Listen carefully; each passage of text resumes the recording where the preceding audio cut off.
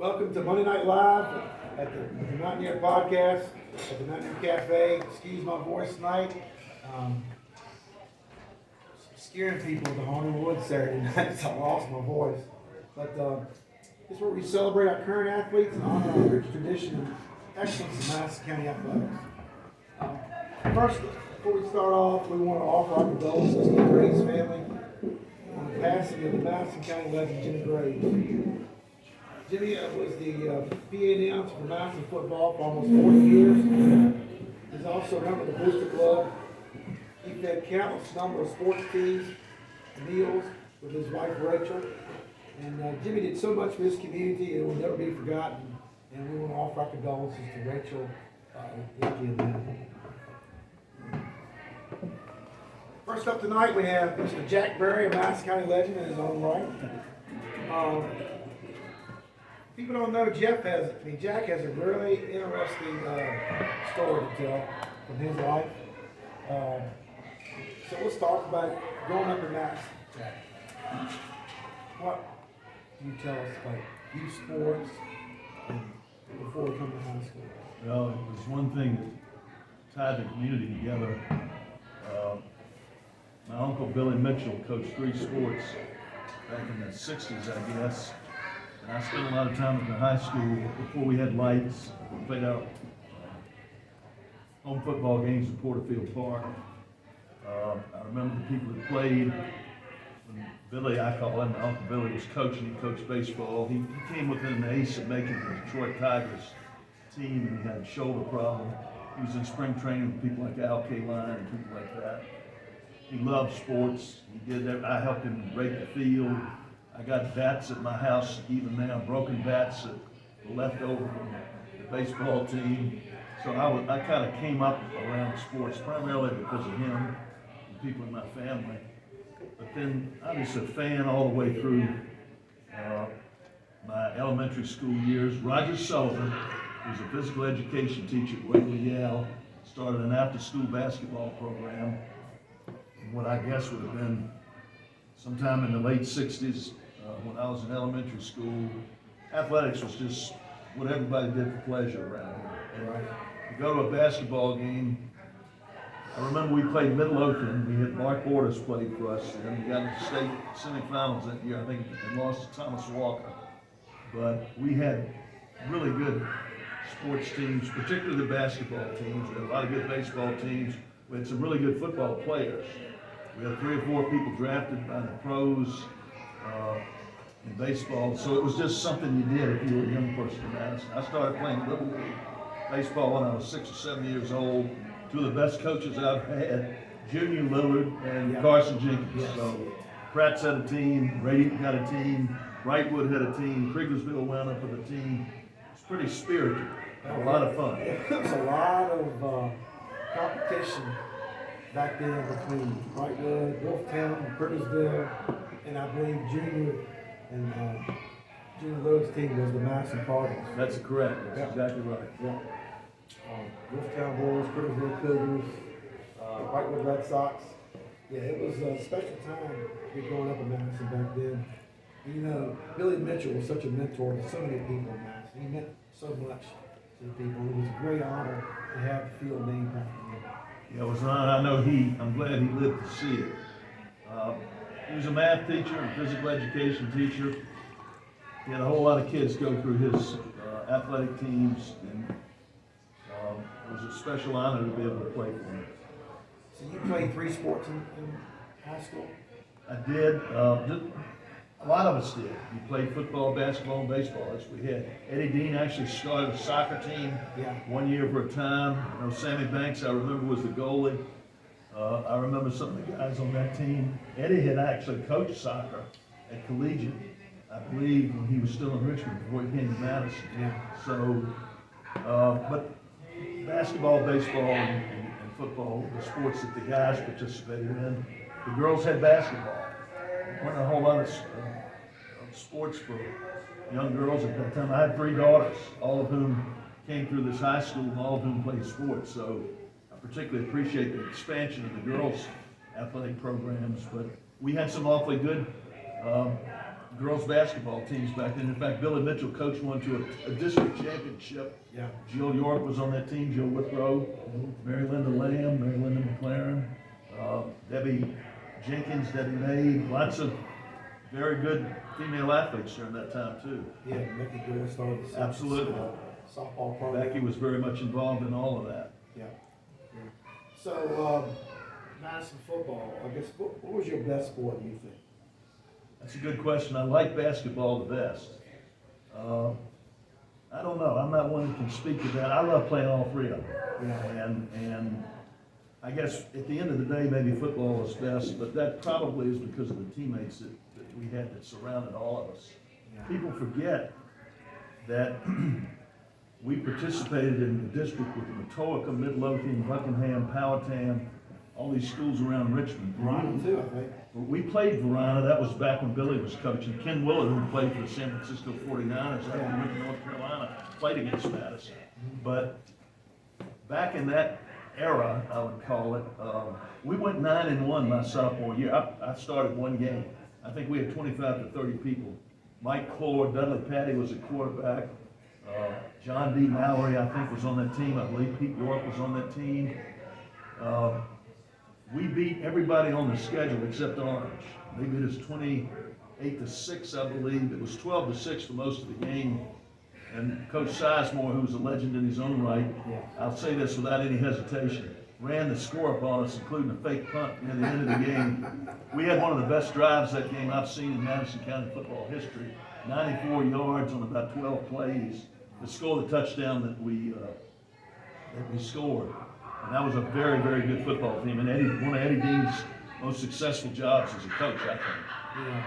Some of those teammates on that team, John D. Mallory, was probably one of the first, him and Russ Tompkins were probably the first big running backs, great running backs in Madison. I got moved up to the varsity my 9th grade year for a few games, and I held for extra points. And Russell Tompkins, we were ahead of Matoaca 14. That team went 2-8, but there's some very good football players on that team. And we went to Matoaca. I guess at that point we were 2-7 maybe, or 2-6. And at halftime we were leading 14-12, and Russell Tompkins had scored all 14 points. He had scored 2 touchdowns running.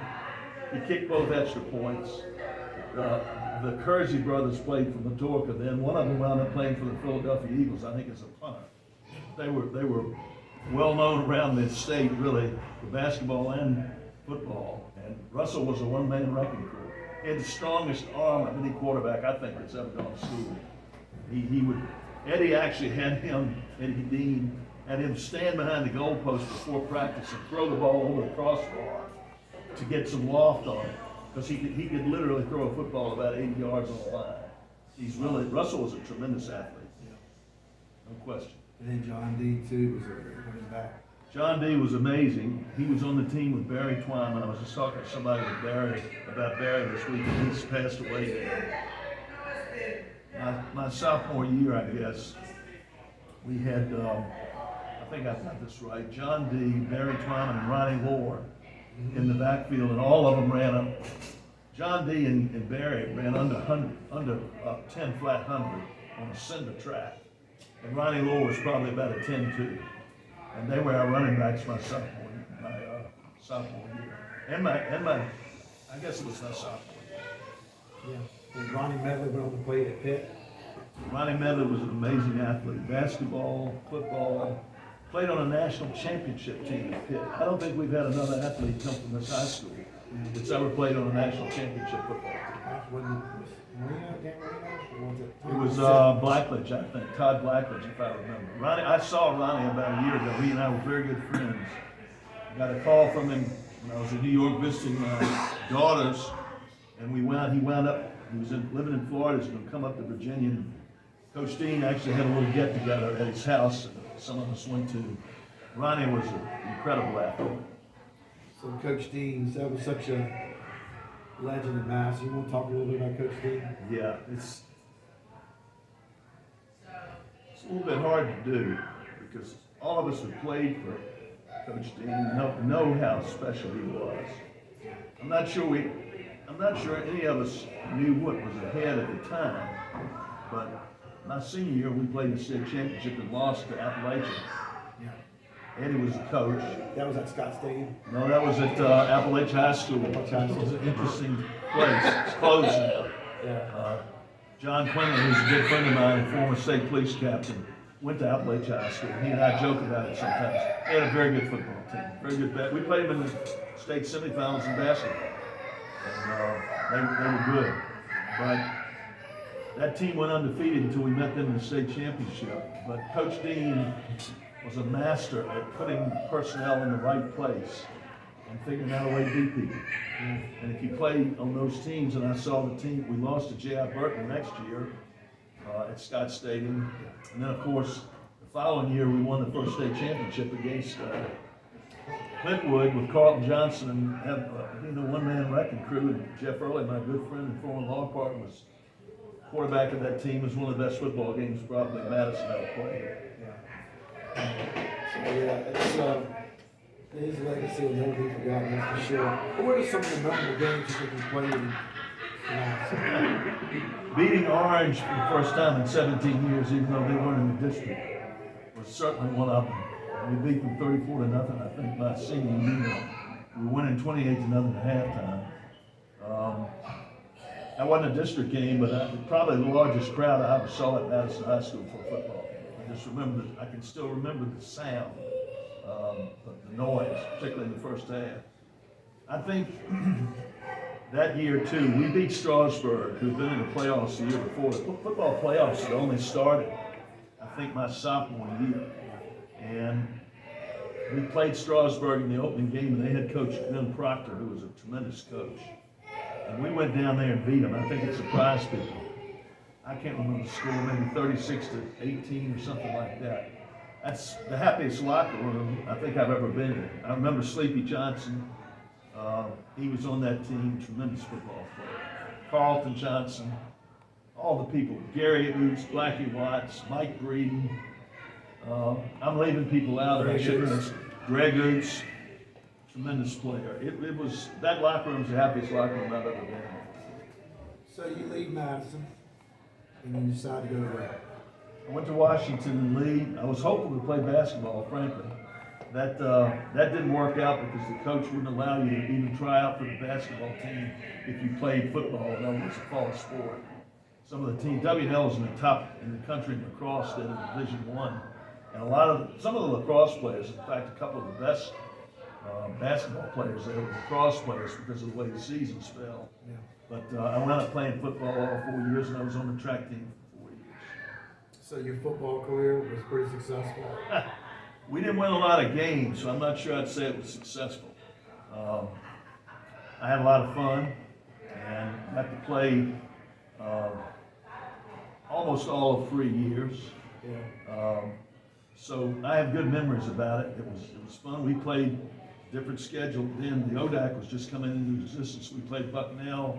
We beat Georgetown the last game I ever played there. We played Towson State. We played James Madison. They were 9-0 my senior year. We played them the first game at their place.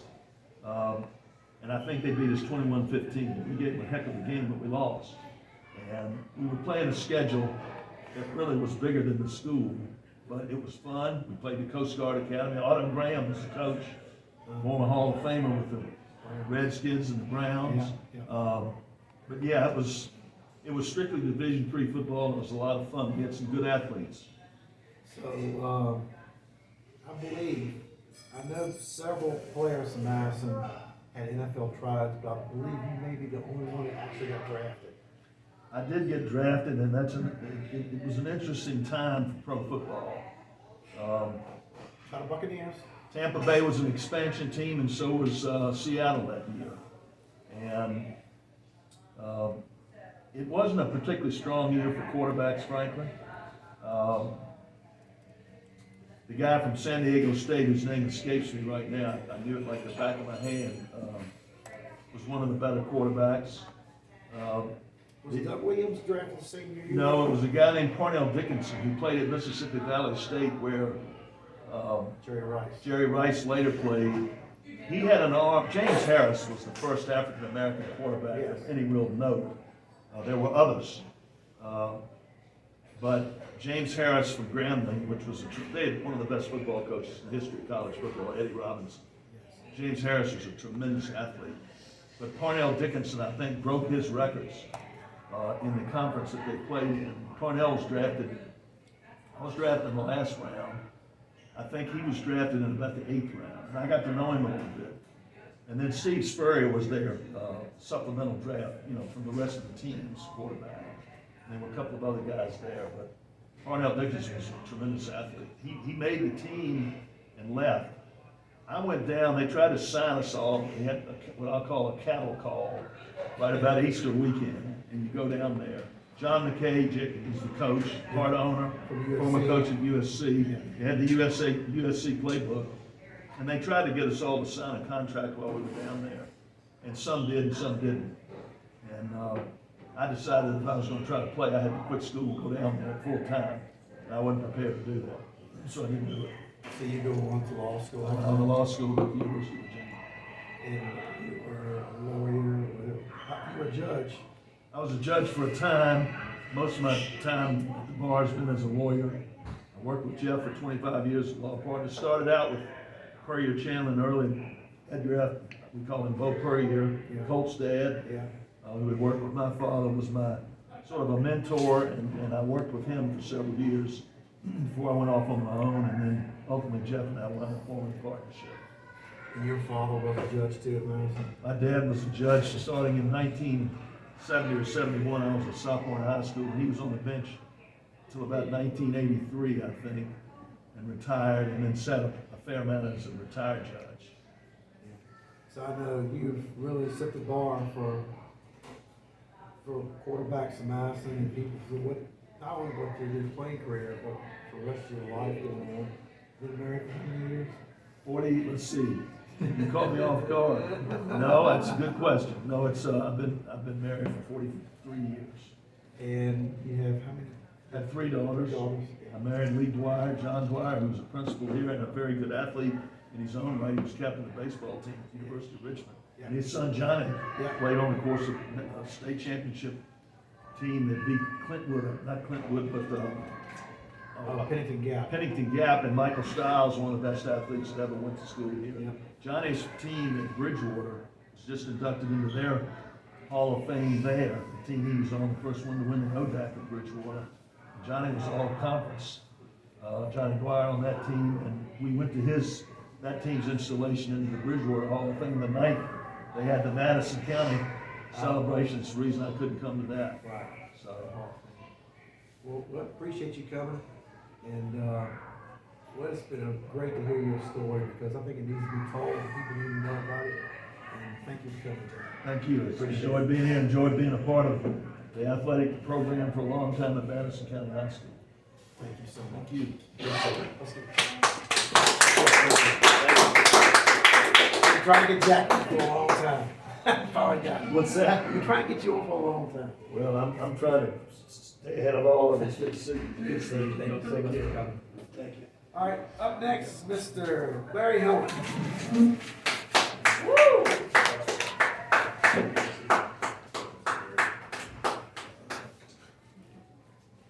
We have some more special guests after you tonight, Larry. How you We doing? have a former All-State football player and current coach. We have an All-State trainer. Who was a great athlete herself. Yes, that's right. So Larry, let's talk a little about the Page game. Yeah, a lot of offense, a little bit of defense. Yeah, we tried to get Aaron on the show tonight. We were trying to think back to the last time that Madison had a player that had 8 touchdowns. He threw for 4, and he rushed for 4 on Friday. And after the game, I knew he had at least 7, but 8. That 8th one, man, that snuck in there. That's pretty wild stuff. But to top that off, he had 6 tackles, 1 forced fumble, and 3 fumble recoveries. So he had probably the game of his life Friday night. That's like playing Tecmo Bowl back in the day. Right. He's such a special young man, just a special player, special person. But I thought that was a remarkable night for him that he'll never forget. And you could tell on his face he was having a lot of fun. Paige is up and coming. They're a young team. They've adapted well to this new offense. It's no secret we've had trouble tackling this year. So we gave up quite a few touchdowns, especially there at the end when we were trying to get some of the younger guys in. But I was really proud of how the kids responded. They returned the opening kickoff for a touchdown. We got the ball, drove right down the field and scored. Kicked the ball off. Gave up a first down or two, and they turned it over. So, hats off to our kids. They worked really hard and played hard and finished off well. So you had some standouts too, some younger guys? Yeah, so Caden Cottom, he had another good night. He came in, played quarterback for Aaron. He actually was 1 for 1 for 60 or 70 yards and a touchdown. Ran the ball hard. I think he had 12 carries for 90 yards. But, he's a freshman. He was starting middle linebacker all night. I had a linebacker out. So he started, and he did well on defense. A lot of our young guys are stepping up, playing really well. Chance Ferris, Liam Frazier, Avery Mitchell. The same ones I talk about every week. So super proud of them. Connor Roots played really well. He's a sophomore that plays mostly JV, but he got quite a bit of playing time Friday night, and I thought he did really well. So we're excited. We're excited for the future. About the JV program real quick before we go on. It's unfortunate this year they had lost. Well, they didn't lose any games. Some of the games got canceled. It's been an interesting year. A lot of schools around us are having trouble fielding JV teams. So we're lucky to have the numbers we have and able to play a JV schedule.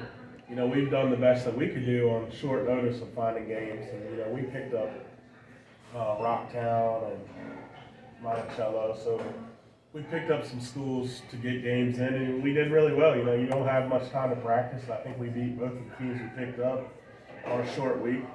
And they're both bigger schools. The JV's playing really well. It's hard for kids. A lot of these kids played youth football before JV, and you're coming up and you're practicing week after week, and you don't have a game, so it's hard to keep them engaged and involved. But they've done a fair amount of them done a really good job of staying committed and being ready every week. So big game this week. Yeah, they probably one of the best teams in the state. Yeah, they JV wise, they're undefeated. So that's going to be a big game. And we actually moved that game to tomorrow because of the weather coming in. So we're going to go up there tomorrow with JV guys. And they're top of the region. They're state runner-ups until somebody knocks them off. And Triple M's done a great job in Strasburg in his time. Since he took it over from Roller, but they're just a strong physical football team. They do things the right way. They're hard. They fire off the ball hard. They're gritty. They're tough. So we got to be able to match that and see what happens. It's going to be also senior night. Yeah, it'll be our senior night. Last home game of the season. Still fighting for a playoff spot. If we win this week, we're definitely in. We probably jump a few people. If we lose this week, we got to beat Clark to get in next week. So basically, if you lose this week, next week will be like a mini playoff game. Yeah. Really. So it's been it's like an up and down season, back and forth.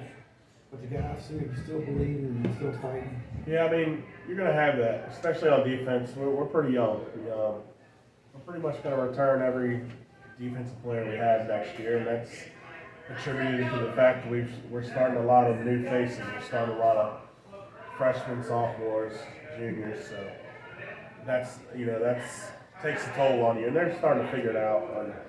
And, next year we got to replace the whole offense because most of those guys are our seniors.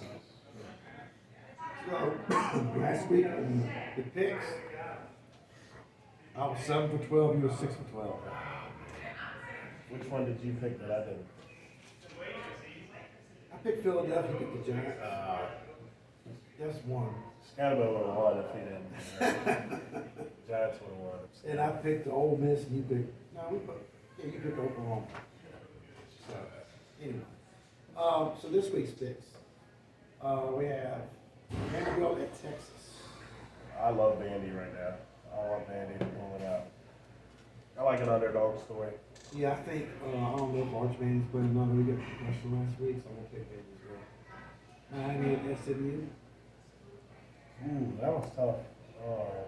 It's at SMU. Yeah, SMU won. Oh, they lost last week. Wake Forest beat them 13-12. I'm going to go with SMU at SMU. I'm going to pick Miami. I mean, they look like all worlds for that one game against Louisville. So Yeah. we'll see what happens. Louisville at Virginia Tech. Louisville, like I said, in the last few weeks, Virginia Tech's going through some stuff. And so a bunch of other schools right now, but Yeah. Louisville's defense is really good. I know Virginia Tech thrives on running the ball, and I got a feeling Louisville's going to probably try to stop the run, stop the run Tech. Forced runs to beat him. He's not that great passer for him. Georgia at Florida. Georgia, Yeah, go I'm gonna Dogs. go. I think it's no brainer.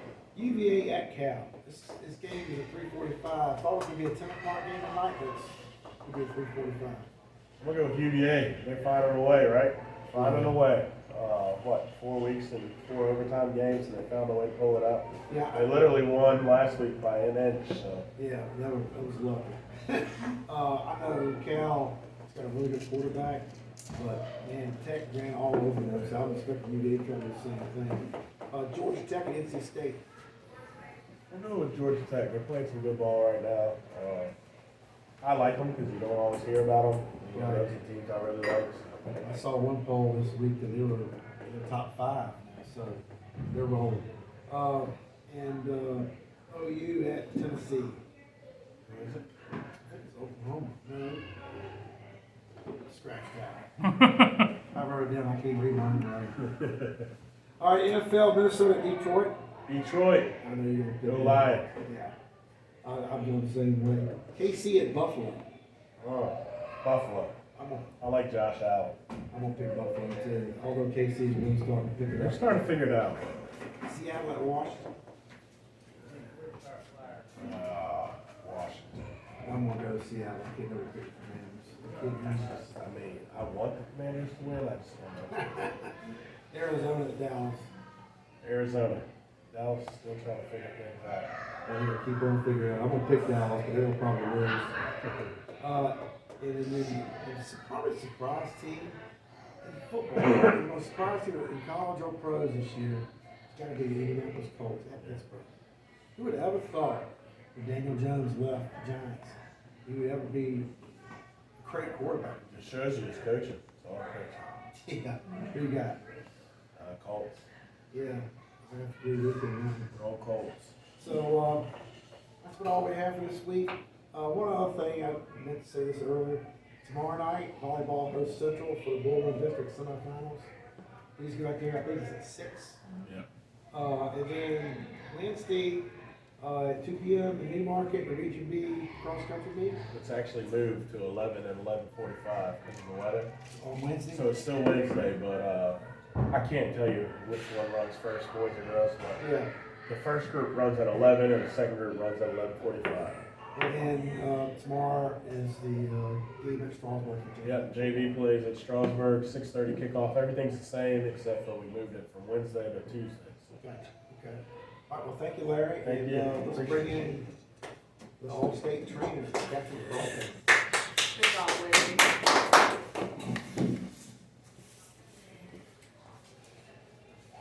Okay. Thanks for having me. Yeah, I see Kathryn around. She does a lot of stuff that people don't realize.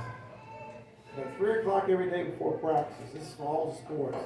She's driving that little Kubota around with all her coolers filled up with water and taking out each one. Each team to have water and checking on all the athletes. So let's talk about it. You for growing up in Madison, you played, what sports did you play? Soccer and volleyball. Soccer, volleyball? I played basketball in middle school. That was just like more for fun. What was your best sport? I would say soccer because I grew up playing it since I was like 6 years old. We're just a soccer family. Yeah. I love volleyball though. I played that because we didn't have the middle school team then, so I played it in gym class and had so much fun. And so Miss Smith was like, you should try out for volleyball. So just started that on the JV team in 8th grade and had a blast playing that too. Yeah, so did you get hurt in one of the soccer? Yeah, so soccer, my first game, my 8th grade year, we were playing at Orange and I tore my ACL the first time. And 2 years later, same thing with soccer. We were playing at George Mason, and that was the year actually we went to states, and I tore my other one in a game that year too. Do you think all those injuries made you want to do what you're doing now, trainer? Yeah, for sure. I didn't even know like really what this job was until I got those injuries and had those experiences with the people helping me. Some good, some not so good, and first it just opened my eyes to what this career was. Like I didn't really know anything about it, and then just being able to think about like helping someone else go through a really, really hard time physically, but also like mentally, emotionally, psychologically. It's like injuries can impact you in huge ways that people don't realize. So just going through that on my own and realizing like, wow, this is really cool. It kind of connects like helping people in the healthcare, but also sports, which I loved being around, combine the two, just to be able to. Yeah, being around sports all your life and then have that happen to you, it's got to give a different insight to somebody else. Yes, Really I don't think you truly understand what that's like till you go through it yourself. Yeah. Just like having to, soccer, like sports is my life. Soccer, playing soccer, I love to do that. And then having to sit there, you can't play, like you physically can't. And that's 6 to 9 month easy process for ACL rehab, right? And you're on crutches. If I tore my meniscus too, so that's like 2 months. Not once, but crutches. twice. Yeah.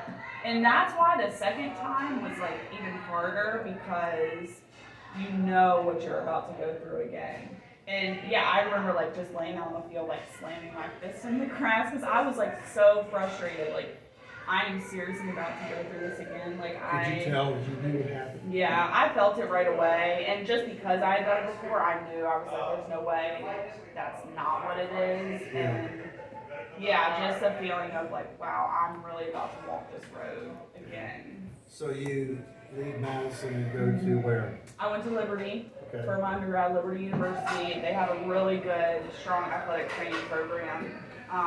Loved it there, had a lot of good experiences. I worked really closely with the men's basketball team there, got to travel and get some experience with them, so that was really cool. And then got my master's at California University in Pennsylvania. Okay. They had a 1-year program, you do straight through 1 year. So I did that, so I didn't have to go 2 years. So did you go anywhere else for the master's? Yeah, so I ended up working there at a high school through grad school, and then just wanted to do something a little different for a little while. I met some friends at my time at Liberty that lived near the beach in New Jersey, near Ocean City. So went and lived there for almost 2 years. Just did a couple different things, worked at a nutrition clinic and like my best friend's fishing tackle business, just doing some different things, and then moved home right before COVID. Okay. And that was when Ms. Wyndham was principal and had approached me about coming to work at Madison. They were looking for somebody. Yeah, I'm sure that was kind of sweet to be able to get back to your Yes, home. and I wasn't really like expecting that, I just wanted to come home, be near my family, find something around here, and it just worked out perfectly. I mean, that's the same year that Larry started, so we've been on this journey together, which has been awesome. You go to a sporting event, it's kind of like where's Walnut? Where's Kathryn? She's there. I'm there. Everything. She's the one that keeps us going. Yeah, no lie. I mean, I she's mean, there all the somebody's time. gotta do it. Yeah, I love it. I don't think you can do this job without loving it and wanting to care for people. I mean, it's long nights. We all work long nights, but it's night after night of like sitting in the gym, being out on the field, and you can't just, and people think I'm just sitting there. You can't just be sitting there to do this job properly, right? A million things are going through my head at any second. You have to be on high alert, like ready for for anything. So what are your like daily duties? What is your routine every day? So I teach a class, so that's like my first kind of responsibility. I come in, get ready for that. What class do you teach? Sports medicine at the Okay. high school level. And then I have a little bit of time at the end of the school day, and that's where I'm catching up with kids that need stuff before the day ends, or like answering parents, talking with them, communicating about injuries with coaches, and then getting ready for the afternoon. So right now, fall season, it's football. Football takes a lot of my time up. When they're in season, it's just the nature of this job. I have to be at the practices, but then I cover the events for volleyball and cross country too. So what do you do? Like, I know sometimes we have volleyball and JV football at the same night. yes, which is, those nights are not my favorite because somebody always gets the short end, right? Like I can't be everywhere at one time. Football has to be our priority because it's the highest risk of injury for that sport, and so the majority of my time is there, and then they'll call me if they need something at another place, like a volleyball game. So what is game day for you? Like, what do you have to do to? So typical game day, like Friday game day for football. Is that what you were saying? Like football game day? Yeah. So that starts around noon, 1 o'clock. Like I'm like right after class, I'm coming down to the field house. I'm making Gatorade. I'm filling coolers, which are for our sideline, visiting sideline. Setting that up, making sure all my equipment's ready to be back up. I eat with the team. I think I love doing that, just being there, checking in on them, just getting my eyes on all of them before we get down there, making sure they're okay. Then yeah, they go, they do their pregame stuff. I head down, finish setting everything up, make sure all my taping station is ready. They come down. I'm just kind of waiting on them at that point. They do their walkthrough, get dressed, then I'm taping for the next 30 minutes to an hour. Any other type of pre-game treatment that they need, and then checking in with like the other athletic trainer once they get there. That's just a courtesy thing you do. You just kind of touch base and then wait for the game to finally start. Same way with volleyball too? Yeah, obviously a lot less time and responsibility, but yeah, I set up water for each sideline. There's a few girls that do different kinds of treatment or taping, so I'll get them. So yeah, if there's like a football practice, I'll come in, I'll get all the stuff ready for the girls' volleyball, go back to football, finish up football, come back up for the volleyball game, and then I'm there for the rest of the night. I'm sure it's got to be rewarding for you to be able to have a relationship with these kids. Yeah. In all the sports. Yes. And then the cool part, you didn't get here long enough yet, but the cool part is you'll be able to see them later on in life as they get to be after master sports and get on with life. And that'll be a cool thing for you, I'm sure. Yeah, I've already seen like little bits and pieces of that. I'll just use Bryce as an example. Bryce Breeden, he's playing now college basketball, and like that's just so cool for me because he went through so many different injuries. Like there were seasons where he was in my room getting taped every day before practice just to be able to even practice, you know, so we spent a lot of time together just trying to figure things out and work through things, and now to see him just like, yeah, I'm good, you know, figuring it out, playing at the next level, it definitely is rewarding. So, I'm sure most people know, some people know, it's a little incident that happened at a cross-country meet. Yeah. Was it 3 years ago? 4 going on First 5. kid year? Yeah, my very first year. I Because it was the spring, it was that COVID year where all the sports were in the spring season. Oh, that's right, okay. Yeah. Yes. I'm sure that was, COVID was crazy. Well, that in itself was crazy. I mean, there was a new athletic director that year. It was my first year. Like, we were just trying to figure everything out with all the different restrictions from the VHSL. Like, it was craziness. Yeah, so then they're like, okay, we're pushing all the sports. We're still going to play everything, but they're all going to be from January to June. Right. And squeezing them all together, and that created more chaos in itself, too. Back to that day. Yeah. We had Mass was hosting cross country with Rappahannock, yeah. Was the whole team? Was it I couldn't tell you if there was another team there. I can remember. I don't know. I can remember being Hoover Ridge that day, and I was like, "What is this helicopter laying on the soccer field?" Yep. Do you want to talk about what happened? Yeah. So again, my first year, and that was, I think that probably was the first home meet.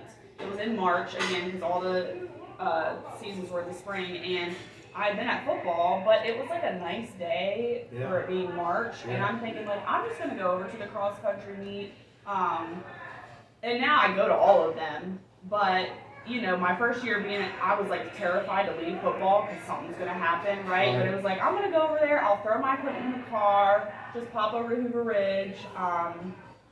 Betty Jo was the principal, Mike Saker was there, and Phil was there too. So we were, I stayed near the finish line, and all of a sudden, I had seen Kenny before, like this incident happened. He was just running everywhere on the course, and so my attention had like already kind of caught. Kenny being the rap band. Kenny Burke, yes, the one that, yes. So I had already been kind of watching, and then all of a sudden my back was turned, but behind me I heard Betty Jo was like, Kathryn, I think they need you over here. And I turn around and he's out. He's just laid out. And I was like, oh wow, okay, yep. And that's why this like training is important, you know. It's like, okay, I gotta see, is he responding? I gotta see if he's breathing. Let me check a pulse. Okay, he doesn't have a pulse. How can you stay calm by doing all that? I really don't know. And I've never been in that situation before, so you really don't know how you're gonna act. Right. And I'm just thanking the Lord that I was able to just stay calm and cool. In the moment, you go through the steps in your head. That's why you get recertified for CPR every 2 years. And people are like, it's so repetitive, it's annoying, we have to sit through this again. I don't mind it because then in those moments, you know exactly what you have to do and when, and it just happens. So there was another lady there that was a nurse. She jumped in. We were kind of just like, and it was quiet too. Nobody was freaking out. We were like quietly talking to each other, just focused in the zone. Mike was actually the one, Mike Saker, that grabbed my AED out of my car for me because I was like, Mike, I think we need that. Can you grab that? Somebody else was calling 911. Somebody else was calling his wife. Somebody else was controlling the rest of the kids and the people there. Somebody was directing the ambulance. We started CPR. Me and another lady, and then another gentleman came and helped after that too. And of course, it felt like an eternity till anyone else got there, the rescue squad or anybody. So I did have to use my AED on him, which was crazy. And then, the rescue squad got there, jumped in, and we just kind of waited to see. And thankfully, he's okay. Got to talk to him on the phone that night, like crazy miracle that I just had a tiny part in. But very thankful that it had more than a tiny part.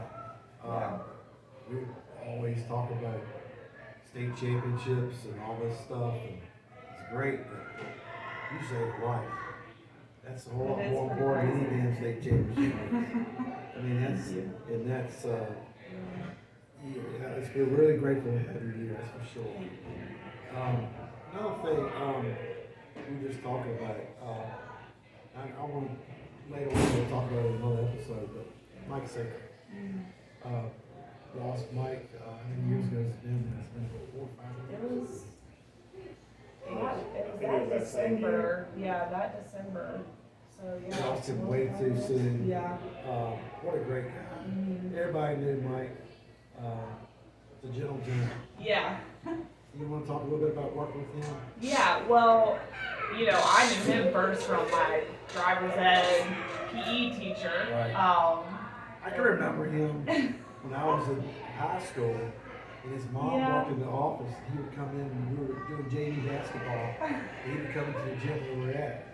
So, he's a character. So, obviously was very familiar with him, knew him.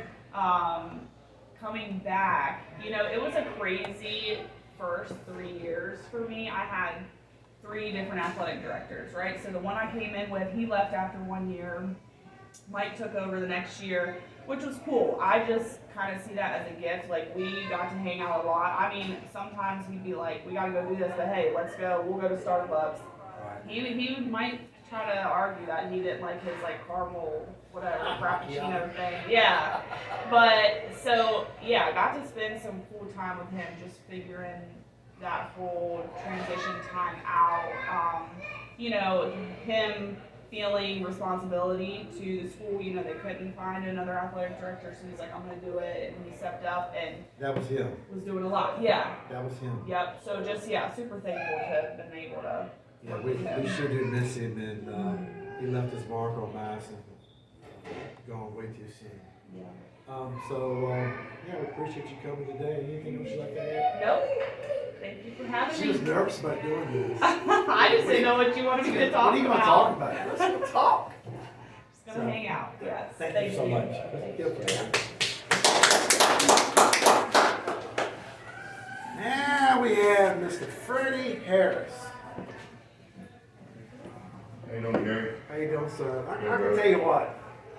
Sorry, brother. I would hate to be a running back on an opposing team with Freddie Harris. I'd hate to see you See- running back, Jerry. Well, that would, yeah, because I was like 130 pounds, so it probably broke me in half. And seeing number 83, let's say, steam and snot going out in his way to hit somebody. Because Freddie was a monster. Yeah, I love playing football, man. Yeah, Thank- for sure. Thank you for coming. So Freddie, I'm going to give everybody, talk about growing up in Madison. So I was a transplant. I came to Madison in the 7th grade.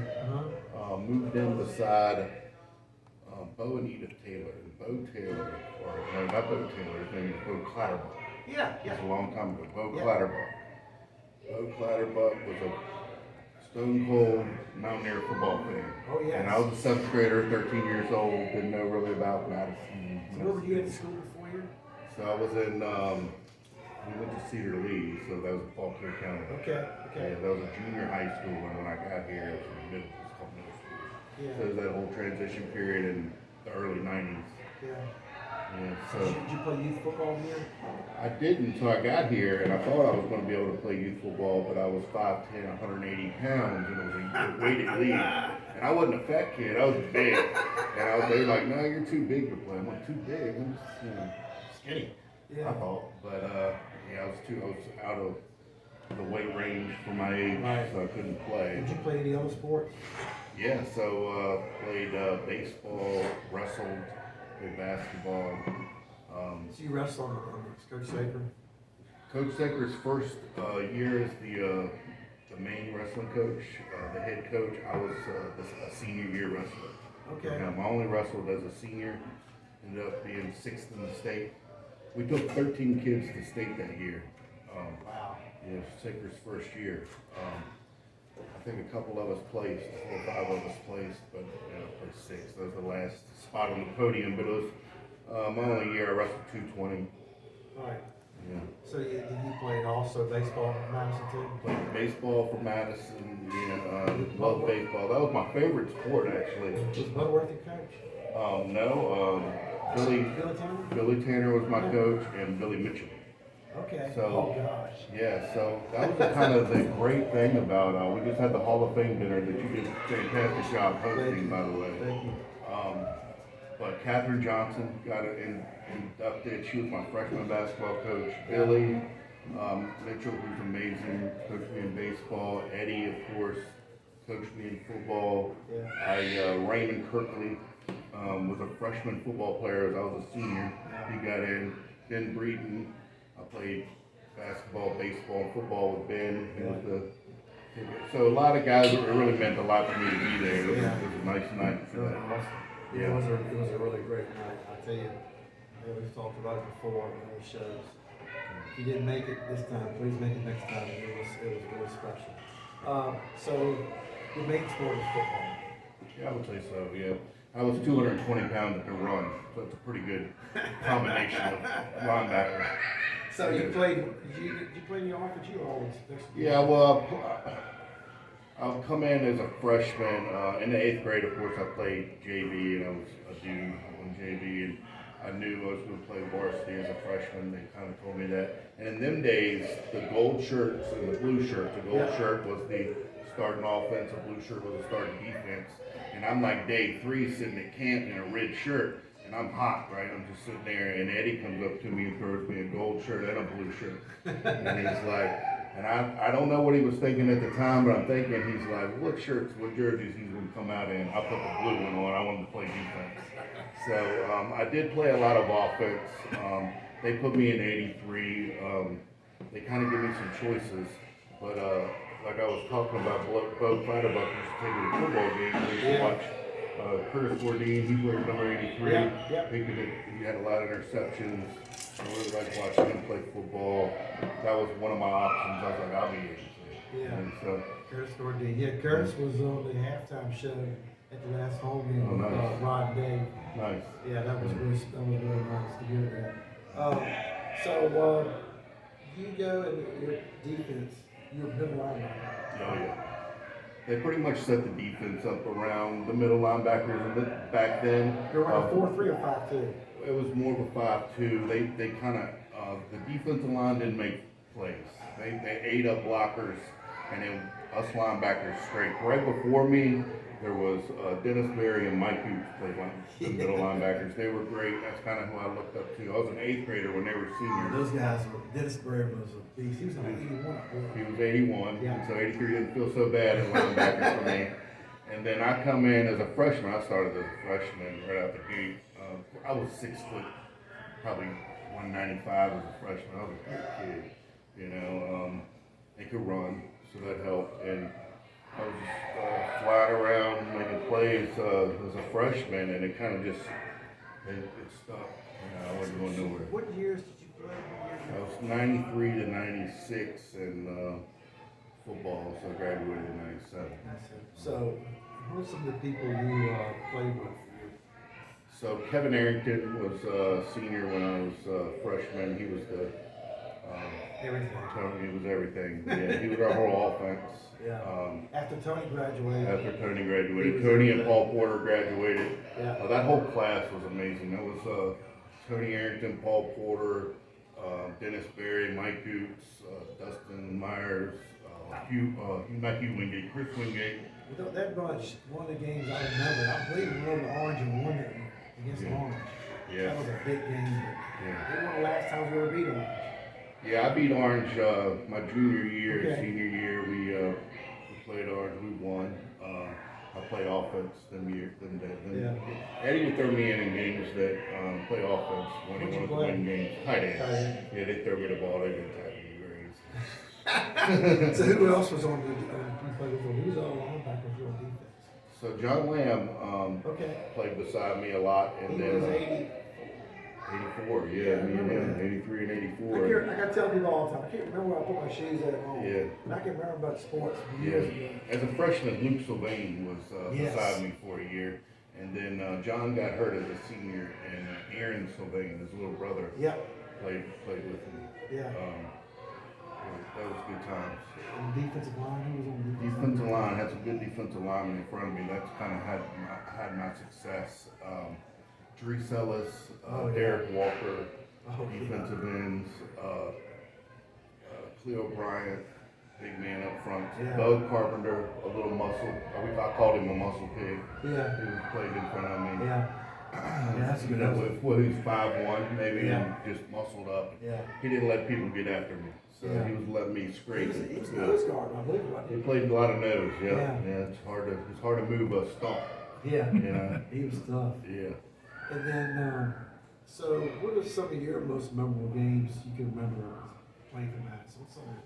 So Eddie's 250th win was in Orange. I scored a couple touchdowns in that game and made a pile of tackles. That was great, and it was Eddie's 250, so that was a big deal for everybody. Yeah. The Central Wittenberg win when we went over there, and I think we shut them out.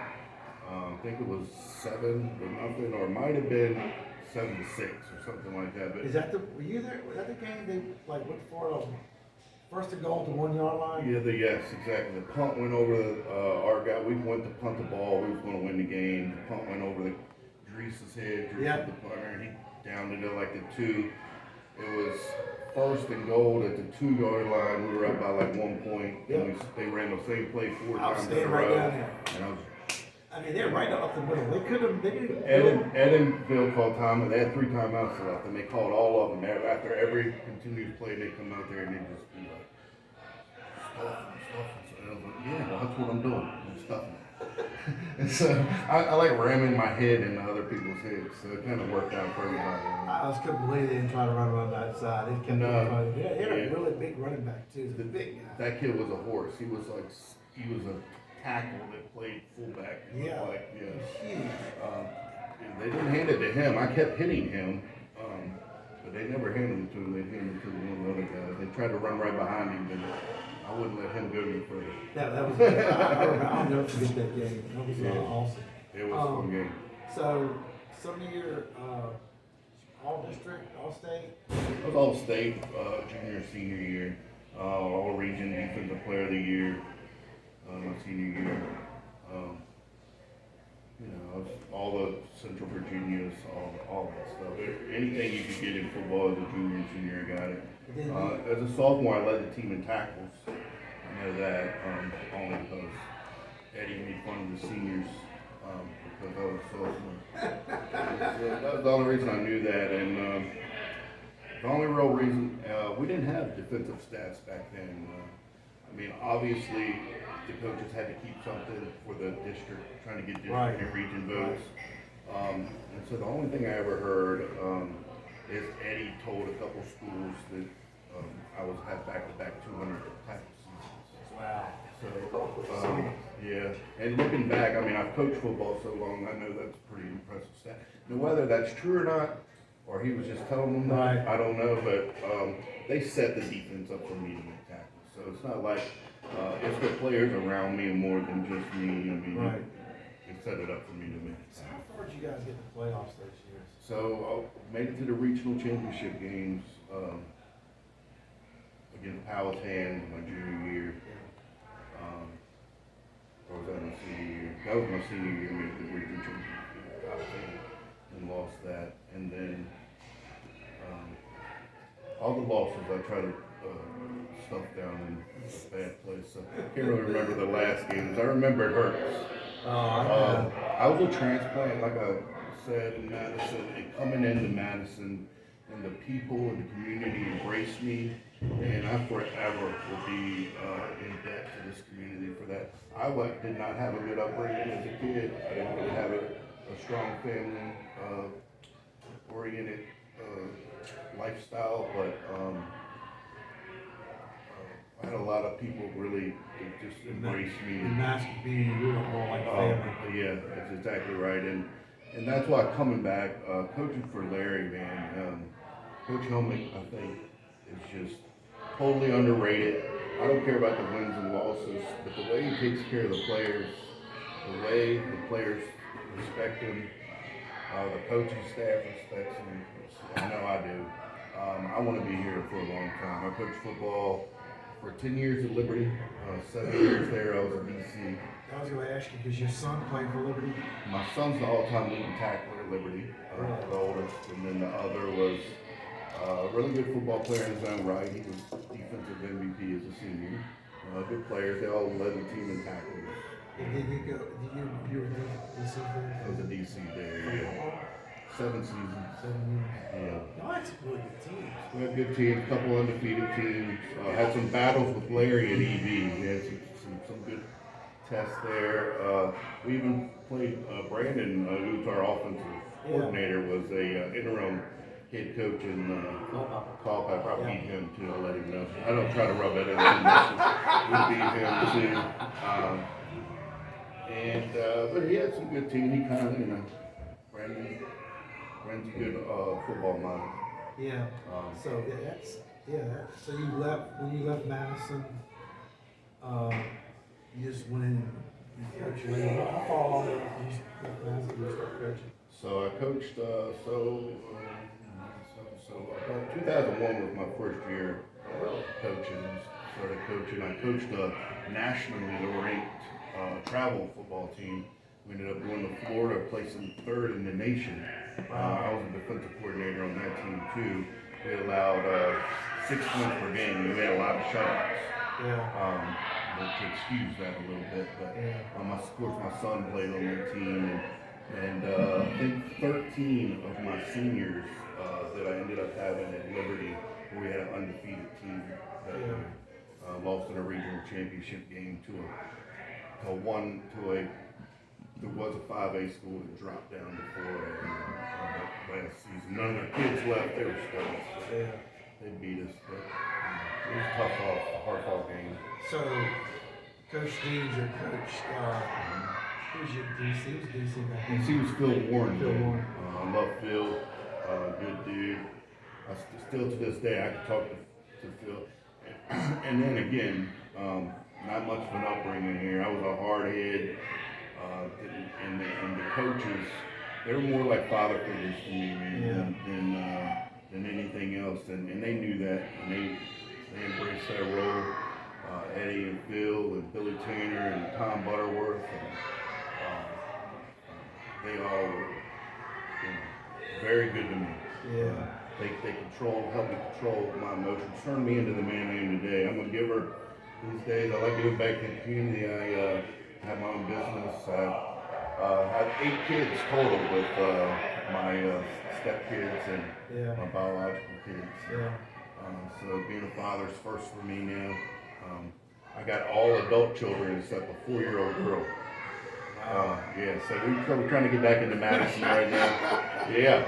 And we want to raise her here in Madison. I know it's got to be awesome to come here, being accepted in the community, and then to be able to come back, give back to the community that gave it to you. Yes. That's got to be a special feeling. You know, it's like come full circle, right? You know, it's a wonderful thing, and nobody kind of forgets you. You come back, and you know, everybody remembers your name. It's like an old bar or something. You know, it's like you walk in, everybody knows your name. It's just like the community. So they holler at Norm, they holler at Freddie. That's right. Fred. Yeah. A lot of times I don't know who they are. I know I've gotten older and fatter, but everybody is gray and grayer and fatter now, but still wonderful people. Well, we are certainly glad you came back, and hope you enjoyed your time in Madison. Hope you stay here for a long time. I appreciate everything you've done for Madison. Well, I appreciate Madison. Coaching and playing. I mean, it really means a lot. I mean, people, we all always have to reminisce about the old days all the time, but it really was special. I think Larry's doing the same thing. Some people reminisce about this for years to come too. I'll tell you, my coaching career means a whole lot more to me than my playing career ever did. And I'm not, maybe that's, of course, it's hindsight, being able to live through it. But you think when that helmet comes off for the last time as a high schooler, I played a little semi-pro ball and stuff like that too. Did you? But it's nothing like high school football. You're playing with your buddies.